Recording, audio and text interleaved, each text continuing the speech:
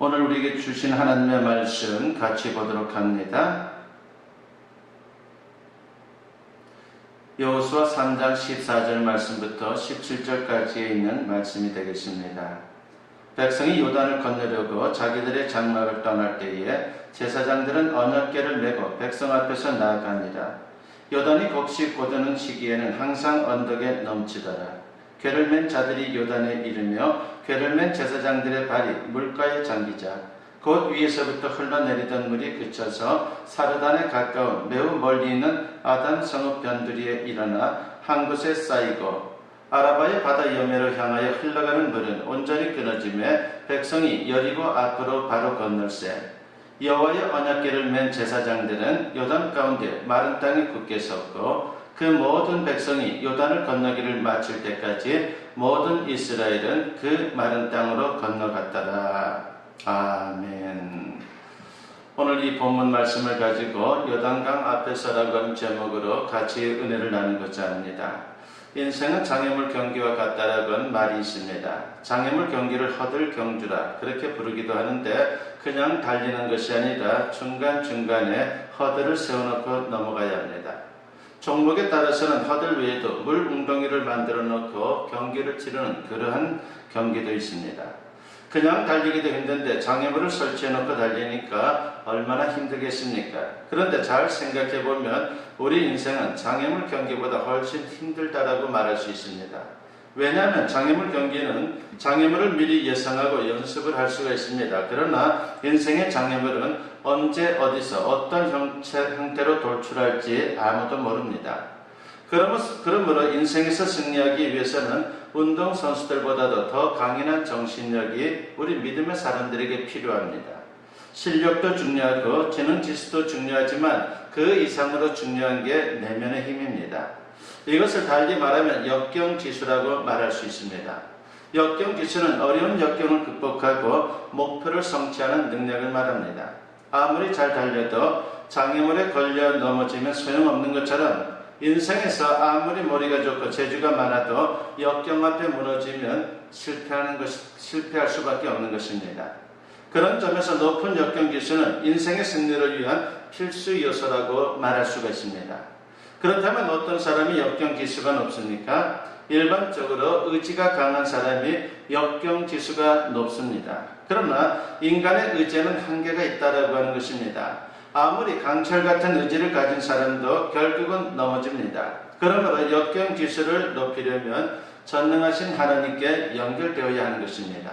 즉 하나님을 의지하는 신앙의 힘이 있어야 하는 것입니다. 오늘 본문은 이스라엘이 40년 광야 생활을 끝낸 후 가나안 땅에 들어가려고 할 때의 기록입니다. 가나안 땅의 첫 번째 관문은 다름 아닌 요단강입니다. 가나안 정복의 과업은 하나님께서 이스라엘에게 허락하신 장애물 경기와 같았습니다. 그러다 보니 거기에는 요단강을 비롯해서 수많은 장애물들이 있었습니다. 가나안 땅은 축복의 땅이지만 초입부터 강력한 장애물인 요단강이 가로막고 있습니다. 그런데 이스라엘이 요단강에 도착했을 때 물이 범람하는 시기였습니다. 본문 15절 말씀해 보니까 요단이 곡식 거두는 시기에는 항상 언덕에 넘치더라고 있습니다. 당시 볼이 추수하는 시기로 북쪽 헤르몬 산에서 눈이 녹아 흘러내리는 데다가 거기에 더하여 우기까지 겹쳐서 강물이 범람했던 것입니다. 이스라엘 백성들은 40년을 강야에서만 생활했습니다. 물만 봐도 겁이 나는 사람들이죠. 그런데 강물이 넘실댑니다. 그렇다고 거기에 배가 있는 것도 아니고 다리를 놓을 수 있는 것도 아니고 그래서 그것은 불가능의 강이다라고 말할 수가 있습니다. 그 앞에서 과연 그들의 심정이 어땠겠습니까? 뻔한 것이죠. 두려움으로 가득했을 겁니다. 그래서 눈앞에 축복의 땅 가나안이 있지만은 마치 그림의 떡처럼 보였을 겁니다. 그런데 성경은 우리에게 무엇을 증거합니까? 이스라엘이 그 불가능의 강을 넉넉히 건넜다라고 하는 것을 말씀하고 있습니다. 그렇다면 어떻게 불가능의 강을 건넌 것입니까? 한마디로 신앙의 힘으로 건넌 것입니다. 우리도 이스라엘처럼 신앙의 힘을 기르면 인생의 앞길을 가로막고 있는 숱한 장애물들을 극복할 수 있습니다. 그러면 구체적으로 요단강을 건널 수 있게 한 신앙의 힘은 어떤 것들입니까? 첫째는 그들에게는 절대 소망이 있었다라고 하는 것입니다. 여호수아와 이스라엘 백성들 앞에 펼쳐진 현실은 넘실거리는 요단강입니다. 눈앞의 현실만 보면 낙심하고 절망할 수밖에 없습니다. 그러나 그들에게는 뭐가 있습니까? 하나님의 약속이 있습니다. 모세가 죽은 후에 여호수아가 지도자가 됐을 때에 하나님께서 그에게 약속을 하셨습니다. 여호수아 1장 6절에 보니까 강하고 담대하라. 너는 내가 그들의 조상에게 맹세하여 그들에게 주리라 한 땅을 이 백성에게 차지하게 하리라 하고 있습니다. 소망을 주고 있는 것입니다. 그리고 3장 10절에서는 여호수아가 하나님의 말씀을 백성들에게 전달합니다. 또 말하되 살아계신 하나님이 너희 가운데에 계시사 가나안 족속과 헷 족속과 히위 족속과 브리스 족속과 기르가스 족속과 아모리 족속과 여부스 족속을 너희 앞에서 반드시 쫓아내실 줄을 이것으로서 너희가 알리라고 했습니다. 바로 이 약속의 말씀, 하나님의 약속을 제하기는 이 말씀이 바로 그들에게 소망이라고 하는 것이죠. 사람이 살면서 왜 낙심하고 절망합니까? 소망이 사라졌기 때문입니다. 그럴 때 마음이 무너집니다. 그런데 마음을 붙잡아주고 버티게 해주는 것이 바로 소망이다라고 말할 수가 있습니다. 그래서 마음을 다스리는 게 대단히 중요한 것이죠. 잠언 4장 23절에 보니까 모든 지킬 만한 것 중에 더욱 내 마음을 지키라. 생명의 근원이 이에서 남이니라 하겠습니다. 그렇습니다. 모든 삶이 마음에 달려있는 것입니다. 성경에 등장하는 인물들 가운데 사도 바울만큼 고난을 겪은 사람도 없을 것입니다. 그는 복음을 들고 다니면서 온갖 핍박과 환난을 겪어야 했습니다. 그래도 승리할 수 있었던 이유가 뭡니까? 낙심하지 않았기 때문입니다. 그러므로 소망을 갖는 것은 중요합니다. 특히 하나님을 믿는 성도들에게 하나님은 소망이 되신다라고 하는 것입니다. 현실의 상황을 보면 참담하지만 하나님을 바라보면 우리 마음에 소망이 솟아오른다라고 하는 것이죠. 그런 점에서 정말 큰 장애는 현실에 버티고 있는 장애물이 아닙니다. 그러므로 어떤 어려운 상황에서도 절대로 포기해서는 안 됩니다. 하나님을 바라보면 절대 소망을 품을 수 있기를 바랍니다. 사람을 보면 실망하고 실패할 수 있지만 우리가 하나님을 바라보면 반드시 길이 열리게 됩니다. 성경은 인간을 인간 이상의 존재로 기록하지를 않습니다. 그래서 아무리 존경받을 만한 믿음의 사람이라도 그의 약점이나 실수를 거리낌 없이 폭로를 하고 있습니다. 사람은 완전한 존재가 아니기 때문이죠. 모든 사람은 하나님을 필요로 하는 존재입니다. 그러므로 성경에서 노아의 실수를 그대로 폭로한 것은 우리로 하여금 인간을 바라보지 말라고 하는 하나님의 의도가 거기에 있는 것입니다. 노아가 무시무시한 심판을 통과한 의인이지만 노아는 여전히 실수할 수밖에 없는 연약한 인간에 불과하다라고 하는 것입니다. 홍수 심판에서 구원받은 것은 노아의 의로움 때문이 아니라 전적인 하나님의 은혜입니다. 그러므로 우리는 하나님께 소망을 두어야 한다는 것입니다. 여러분은 무엇을 보고 있습니까? 혹시 여러분은 이를 이루시는 하나님보다 다른 것들을 보고 있지는 않습니까? 많은 사람들이 모세처럼 능력 있는 사람이 되기 위해서 이렇게 기도를 합니다. 하나님, 모세에게 들려주셨던 능력의 지팡이를 저에게도 주십시오라고 그렇게 기도합니다. 그런데 이 기도는 올바른 기도가 아닙니다. 하나님께 능력이 있습니까? 지팡이에게 능력이 있습니까? 물론 하나님이십니다. 지팡이는 아무것도 아닙니다. 이스라엘 백성들이 목말라서 하나님을 원망할 때에 하나님은 지팡이로 반석을 치라고 명령했습니다. 그랬더니 물이 솟아나는 것입니다. 모세가 물을 낸 것입니까? 아니면 지팡이가 물을 낸 것입니까? 아닙니다. 하나님이 물을 내신 것입니다. 이것은 전적으로 하나님이 하신 일입니다. 그런데도 우리는 자꾸만 모세의 지팡이를 달라고 그렇게 기도합니다. 우리는 하나님을 바라봐야 합니다. 여호수아와 이스라엘 백성들은 불가능의 강 요단강을 넘어서 하나님의 약속을 바라보며 소망을 잃지 않았습니다. 그래서 그들은 가나안 땅에 진입할 수 있었고 가나안 땅을 차지할 수 있었습니다. 부디 저와 여러분도 하나님을 바라보는 절대 소망으로 불가능의 강을 건널 수 있는 우리 모두가 되었으면 합니다. 두 번째로 그들에게는 절대 신뢰가 있었다라고 하는 것입니다. 여호수아 3장 10절 말씀에 보니까 또 말하되 살아계신 하나님이 너희 가운데 계시사라고 했습니다. 여호수아는 하나님의 임재를 확신하고 있다라고 하는 것입니다. 그리고 백성들에게 이러한 사실을 주지시킵니다. 그리고 구체적으로 하나님의 임재를 확인해 줍니다. 계속해서 여호수아 3장 11절에 보니까 보라, 온 땅의 주의 언약궤가 너희 앞에서 요단을 건너가나니 라고 했습니다. 하나님의 언약궤가 앞서 행하면 요단강을 건널 것이다라고 말씀합니다. 언약궤는 성막 지성소에 안치가 되는 직사각형 모양의 상자입니다. 그리고 이것은 하나님의 임재를 상징하는 것이죠. 눈에 보이지 않는 하나님이 바로 우리에게 함께하고 있다라고 하는 것을 바로 그같이 성막을 통해서 그 언약궤를 통해서 이스라엘 백성들은 확인할 수 있다라고 하는 것입니다. 그러므로 살아계신 하나님, 전능하신 하나님이 함께해 주시는데, 앞장서 주시는데 뭐가 두렵느냐라고 그렇게 묻고 있는 것입니다. 신약에서 환난을 많이 당한 사람의 대표가 바울이라면 구약에서는 아마도 다윗일 겁니다. 그는 환난 중에 두렵기도 했지만 매 순간 함께 하시는 하나님을 체험하고 이렇게 노래를 했습니다.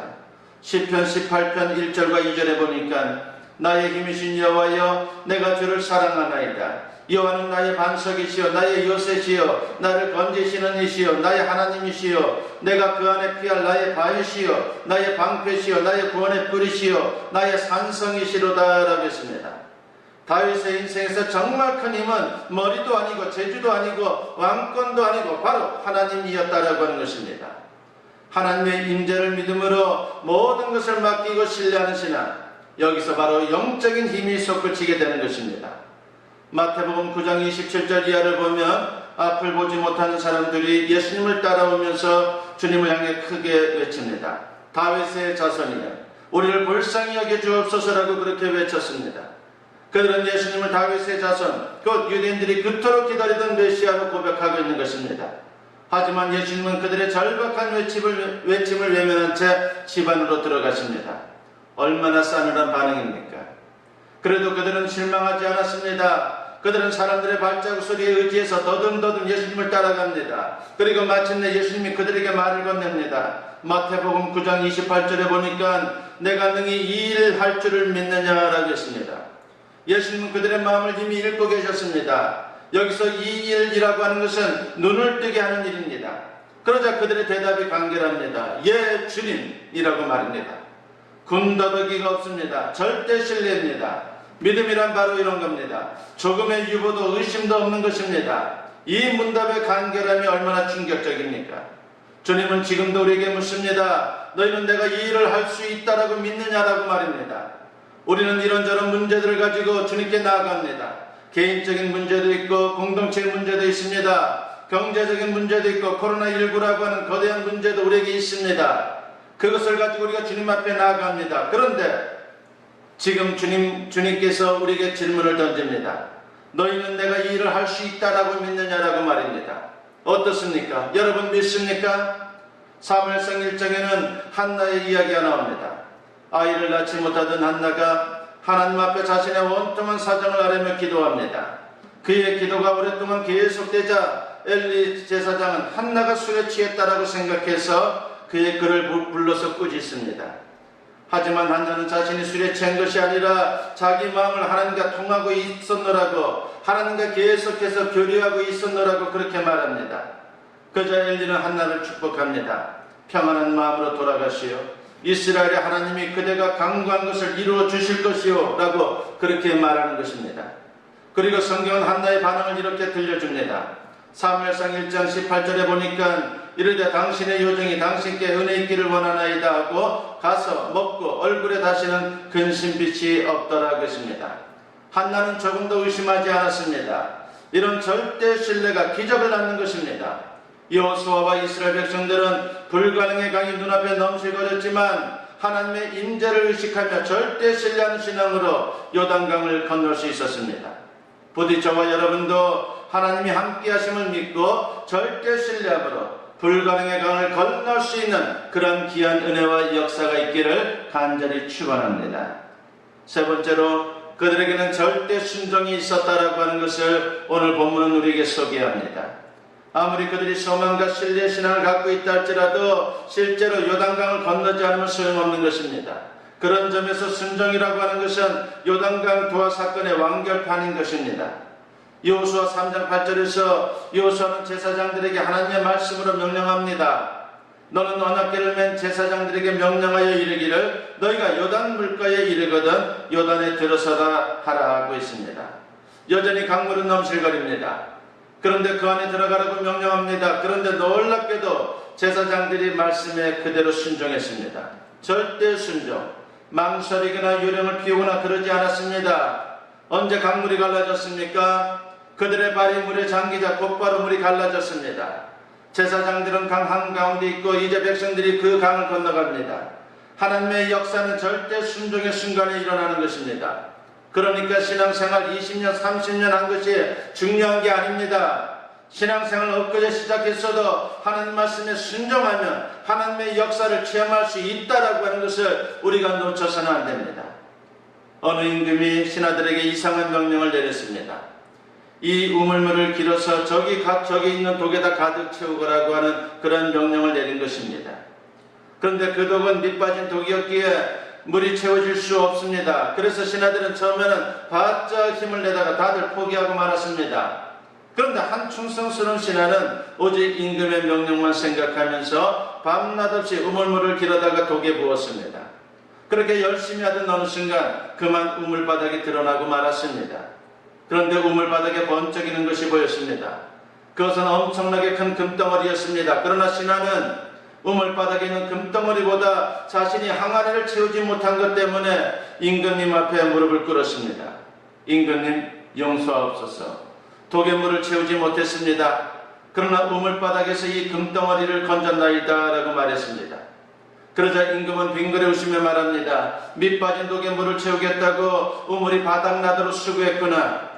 그대는 참으로 충성스러운 신하요, 그 금덩이는 그렇게 순종하는 신하를 위해서 내가 준비한 것이요 라고 말하면서 그 신하에게 금덩어리를 주었습니다. 여러분, 불가능의 강이 눈앞에 넘실거려도 두려워하지 말고 믿음으로 순종할 수 있기를 바랍니다. 그러면 하나님의 예비된 축복을 여러분 경험할 수 있게 되는 것입니다. 여러분 눈앞에 어떤 불가능의 강이 넘실거리고 있습니까? 담대히 건너십시오. 앞으로도 계속 불가능의 강은 우리 인생 여정마다 참으로 곳곳에서 나타나게 될 것입니다. 그러나 오늘 말씀에서 배운 대로 절대 소망, 절대 신뢰, 절대 순종의 원리를 적용하여 하나님이 준비하신 놀라운 승리와 축복을 누릴 수 있는 저와 여러분 모두 될 수 있기를 주님의 이름으로 간절히 축원합니다. 기도드립니다. 사랑과 은혜가 충만하신 아버지 하나님 감사합니다. 오늘도 주님 앞에 나와서 예배로 영광 돌리며 이제 말씀을 통해서 우리가 또한 은혜를 나눕니다. 아버지 하나님이시여, 주님께서 우리의 인생 가운데 함께 하신다라고 하는 것을 우리가 말씀을 통해서 듣습니다. 주님을 향해서 우리가 필요한 것이 있다라고 했습니다. 우리가 주님 앞에 절대적인 소망을 가져야 된다라고 했습니다. 절대적인 신뢰를 가져야 된다라고 했습니다. 절대적인 순종을 가져야 된다라고 했습니다. 바로 우리에게 그러한 믿음을 허락하시고 그러한 우리의 또한 신앙의 결단을 통해서 넉넉하게 요단의 강을 건너갈 수 있는 하나님의 백성들 다 되게 하여 주시옵소서. 감사드리옵고 예수님의 이름으로 기도드리옵나이다. 아멘. 이제는 우리 주 예수 그리스도의 은혜와 아버지 하나님의 무궁하신 사랑하심과 성령의 감화감동 역사 충만하심이 오늘 주님께 예배로 영광 돌리며 선포된 말씀과 같이 진정 주님만을 소망하며 주님만을 신뢰하며 주님께 순종하는 신앙을 통해서 넉넉히 불가능의 강을 건너가기를 소망하는 주님의 사랑 자녀들 위해 지금으로부터 영원토록 함께 하시기를 간절히 축원하옵나이다.